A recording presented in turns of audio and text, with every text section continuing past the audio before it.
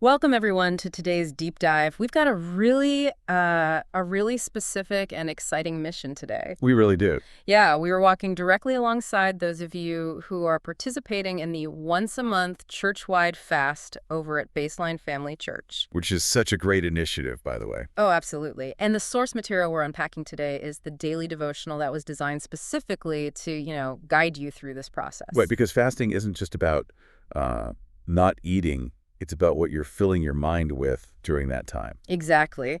Now, the overarching theme for this month's fast is, well, it's a massive concept. It's grace. The topic. Huge. But today we are zooming in on the material for day 3, which centers on just one single powerful word, and that is abide. Yeah, and that's our focus today. We're looking at how to take this concept of abiding, which, let's be honest, can easily feel like this lofty, abstract theological idea. Wow, totally. Like, what does it even mean? Exactly. We have to figure out what it actually means for your daily life. Yeah. Because the goal isn't just to, understand a vocabulary word. It is to figure out how to practically live it out while you are right in the middle of this fast. Okay, let's unpack this, because usually when we talk about fasting, really when we talk about getting through any demanding season of life, culture tells us that it all comes down to grit. Oh, yeah. Hustle, grind, all of that. Right, we're told to dig deeper, pull ourselves up by our bootstraps, and just, push through the wall. We have this expectation that endurance is a product of sheer human willpower. It's a narrative we see everywhere. We are conditioned to believe that success, even spiritual success, is this solo endeavor. It's like it's all on our shoulders. Right. But when you look at the framework of this devotional, it completely shatters that grit and grind playbook. It introduces this huge paradigm shift. It really does. We're moving away from relying on our own fragile internal batteries, I guess you could say, and instead looking at what it means to plug into an infinite power source. And that shift is introduced right away with this fascinating tension in the text. The material points out that grace was never meant to be just this fleeting moment. It was designed to be a way of life. Which is so easy to forget. It is, and that directly challenges the trap so many of us fall into. Like, we experience this explosive, beautiful moment of grace when we first give our lives to Christ. It's completely transformative. Right, it changes everything. But then almost immediately we revert to our default setting. We spend the rest of our lives trying to manage our spiritual growth in our own strength. Yeah, it's wild how quickly we do that. It's like crossing the starting line of a marathon and suddenly turning to God and saying, all right, I'll take it from here. I've got this. And, well, that inevitably leads to profound burnout. Because the distinction drawn here is between striving and abiding. Striving and abiding. Striving is that frantic, exhausting attempt to manufacture goodness or patience or discipline all on our own. And it is exhausting. Completely. But Jesus never called us to strive for him. He called us to abide in him. When we try to live the Christian life independently, we are attempting to do something we were literally never designed to do. I was thinking about this dynamic, and it reminds me of like buying a state-of-the-art smartphone. Okay, I like where this is going. Right, so you go to the store, you get this incredibly powerful device, but you only plug it into the wall on the very day you buy it. Oh, wow. And for the rest of the year, you carry it around, getting increasingly frustrated that the screen is dark, the apps won't load, and the phone is essentially just a very expensive paperweight. That is such a good image. We treat grace like that one-time battery charge at salvation. Yeah. We totally forget that the device only functions when it's continually plugged into the power source. What's fascinating here is that author John Bevere actually captures the essence of that analogy perfectly in the source material. Oh, right, the quote about presence. Yeah, he notes that God never intended us to live the Christian life apart from his presence. It's a fundamental misunderstanding of the design. We're trying to use a dead phone. Exactly. Yes. And when you look at the psychological friction we experience, the stress, the anxiety, so much of it stems from that unplugged state. That makes a lot of sense. There's actually a quote from Rick Warren in the devotional that directly addresses this. He says, "The closer you live to God, the less you'll be controlled by the pressures around you." I love that quote. But, let's explore the mechanics behind it for a second. Sure. Why does abiding, like staying constantly connected, actually reduce the pressure we feel? Because on the surface, adding a spiritual discipline like abiding to a super busy schedule sounds like it would add pressure, not relieve it. That's a really valid point. But the relief actually comes from a shift in the source of your strength. Okay, how so? Well, when you're striving, you are the CEO, the manager, and like the heavy machinery of your own life. Yeah. You are carrying the full weight of the outcome. Right, you're responsible for everything. Exactly. Yeah. You have to somehow generate the patience to deal with your kids, the wisdom to navigate a career change, the energy to keep going. That is immense pressure. Yeah, I feel stressed just hearing you list those things out. Right.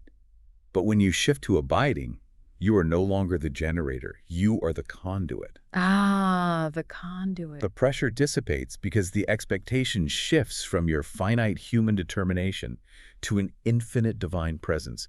You're simply allowing the current to flow through you. So you stop trying to be the electricity and realize you are just the wire. Yes, exactly. And that perfectly sets up the ancient illustration this devotional uses to explain how this mechanism operates. The material points us to John 15, verse 5. The vine and the branches. Right. Jesus says, I am the vine, you are the branches. If you remain in me and I in you, you will bear much fruit. Apart from me, you can do nothing. To fully grasp that, we really need to look at the working definition of the word abide. Which is? It means to remain, to stay connected, to make your home in Christ. Make your home. I like that. Yeah, because making your home somewhere implies a place where you settle, right? Where your mail gets delivered, where you actually live out the mundane moments of your life. It's not just a weekend getaway. No, it is not a vacation home you visit for an hour on Sunday mornings. Here's where it gets really interesting, though, and this is where I get genuinely stuck and where I think a lot of people pushing through this fast right now might feel some internal friction. Okay, lay it on me. We live in a modern culture that is completely obsessed with independence. Oh, absolutely. We celebrate the hustle.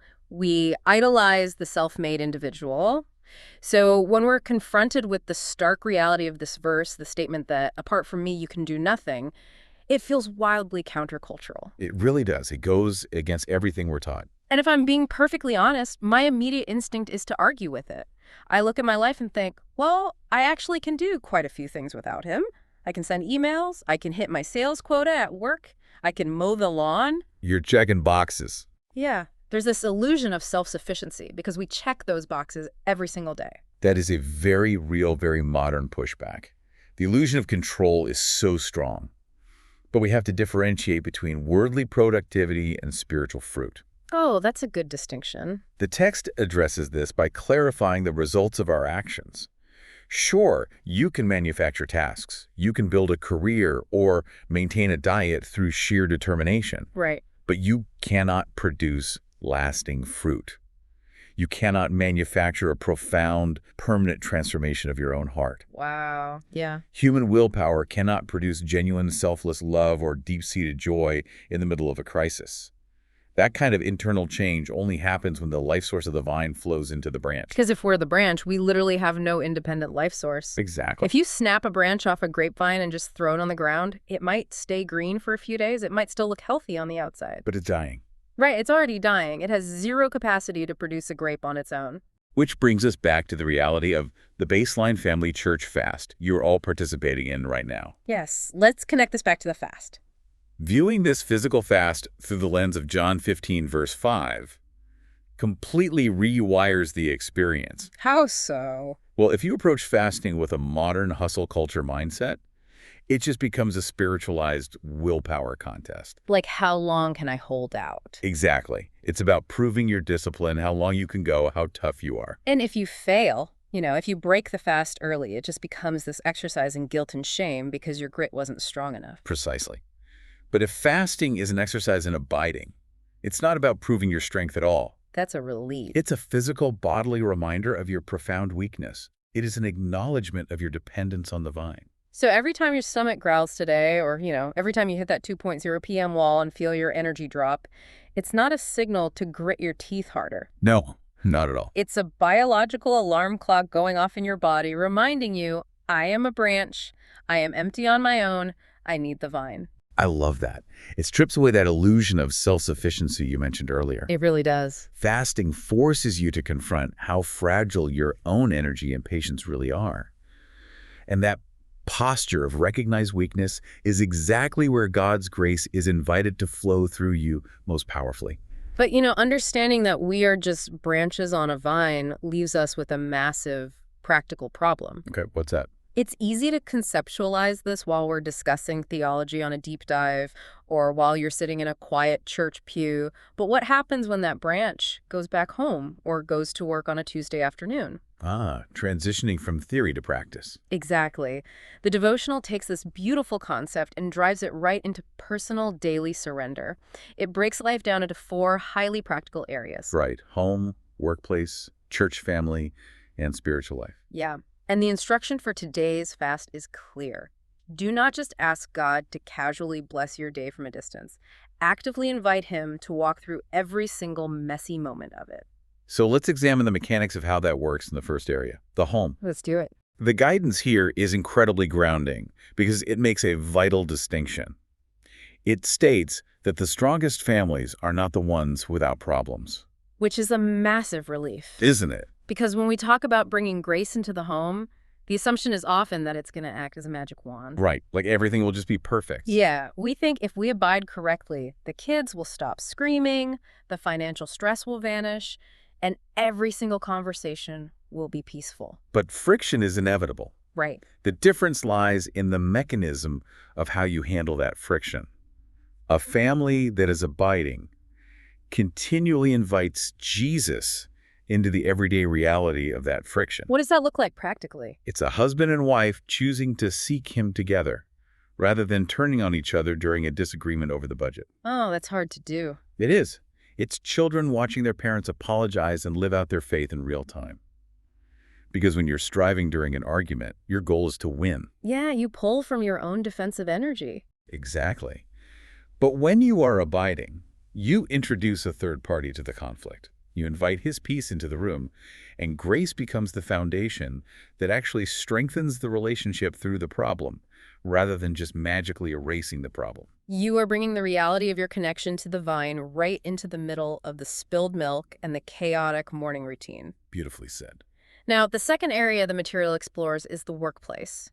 And this applies whether you're running a corporation, sitting in a classroom, or working a service job. It's everywhere. We spend the majority of our waking hours in these environments, and yet they are often the places where we most frequently unplug from the vine. The workplace is the ultimate testing ground for that grit mentality we discussed earlier. Oh, for sure. Hustle culture lives at the office. But the devotional explicitly points out how pulling from the vine changes your professional environment. It says grace gives you wisdom for difficult decisions, patience with difficult people, and strength when you're tired. So let's trace the causal link there. How does acknowledging Christ's presence suddenly make you more patient with a coworker who, say, just took credit for your project? Ooh, that's a tough situation. But it comes right back to the difference between generating and conducting. Right, the wire and the electricity. Yes. If you are striving, your immediate reaction to that coworker is self-preservation. Right, you want to fight back. You craft this passive-aggressive email, or you shut down entirely because you are trying to manage the injustice with your own emotional reserves. Which deplete very quickly. Very quickly. But if you pause, if you remember you are a branch, you acknowledge that your own well of patience is completely dry in that moment. Yeah, I have no patience left for this guy. Right, so you ask the vine to flow through you in that specific moment. You're able to respond with wisdom rather than react with ego, because the patience you are exercising isn't actually your own.